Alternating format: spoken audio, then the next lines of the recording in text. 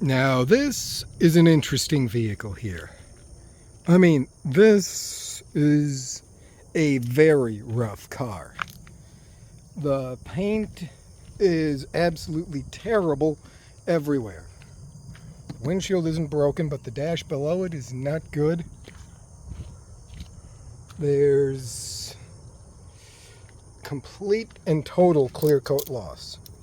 A little bit of rust forming here. Let's see. The vinyl top on it is not good. The taillights are faded. There's a mess going on back here. Yeah. Rust bubbling there. But all the glass is at least intact. However, that said, this old hearse that hasn't been road legal since 2010, which, believe it or not, is 15 years ago, is the perfect vehicle if you're looking to pick up hoes. There's a hoe right there.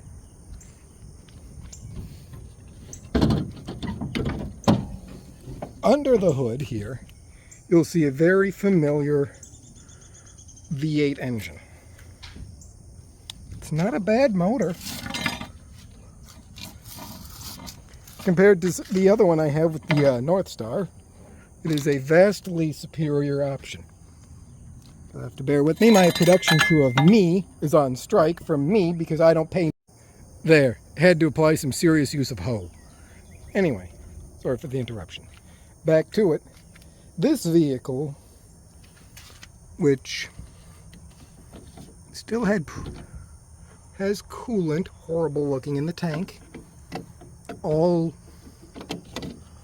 lines and wires intact, and is a very interesting example. I'll show you why. Oof, forgot it smells like rodent in here.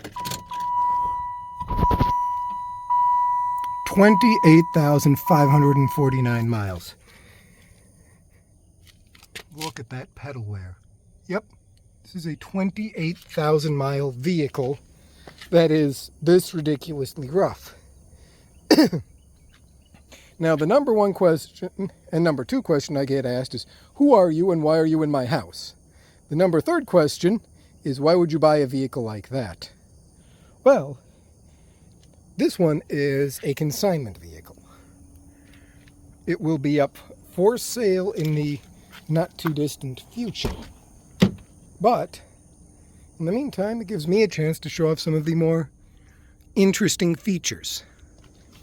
This is the classic example of a vehicle that was owned by a funeral home for an unfortunate little bit of mortuary law. In Texas, a funeral home is required to own a commercial vehicle for funeral purposes, your hearse. Not just any vehicle, but specifically a hearse to be a licensed funeral home. Which means, like the one that this came from, they have to maintain a vehicle on the books, even if it's not functional or usable. That's what happened with this one. It sat in the Texas sun to where this happened to it. And this is a 1995 Cadillac Fleetwood chassis coach built by Federal. Very interesting example. Federal has a unique feature where here they've been labeled the plugs or the terminals for the spare battery. That battery, which is activated by pushing the button right here, you can hear it click, is for starting in the event that the primary battery goes bad.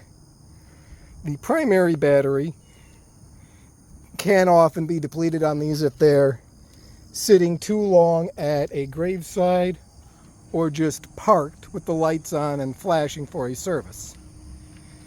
It's a very unique feature for Federal that this one here and this one here does not have. This example is on terribly mismatched tires and is in very, very rough shape. But with a little bit of work to the old motor, should be an excellent driver and is the absolute perfect vehicle if you wanted to go cruising around in a low-budget hearse and pick up goth women.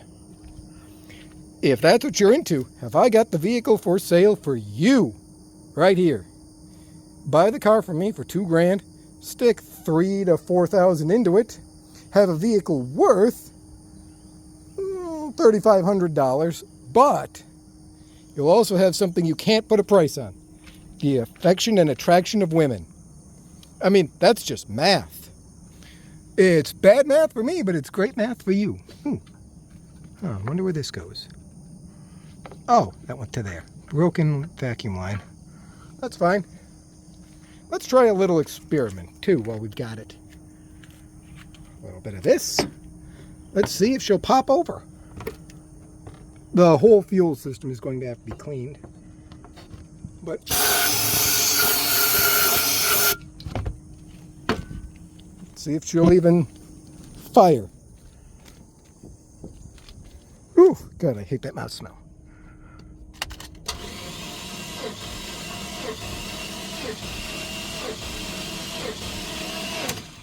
Nope. Not cranking fast enough. Okay. No problem. I'm going to go grab the spare battery and show you how the federal booster system works. Okay. I tried with the battery in, but it's still too dead. But this shows you how it goes. The wires go through this little protected metal piece and down into the box here. It's a very odd, very small box, but you often need both of these. I'll demonstrate now how it cranks with it. Okay. Without, you come down here, push that button,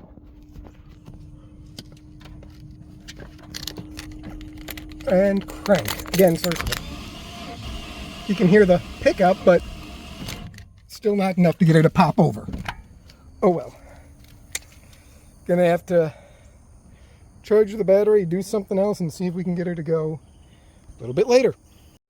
Alright, we got a new battery in there. Let's see if that makes any difference.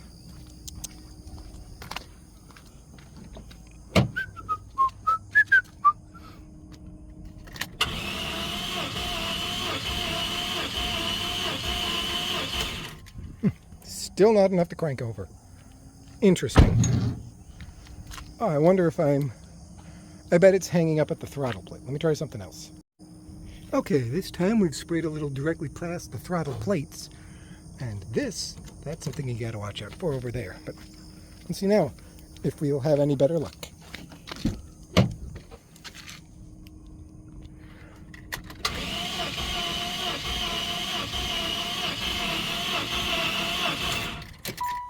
Still does not want to fire. Interesting. Okay. Well, it looks like it's going to take a little bit more than some starting fluid to get her to pop over, but well, that's where you got to start sometimes. So, stay tuned and we'll see what this thing still has in store.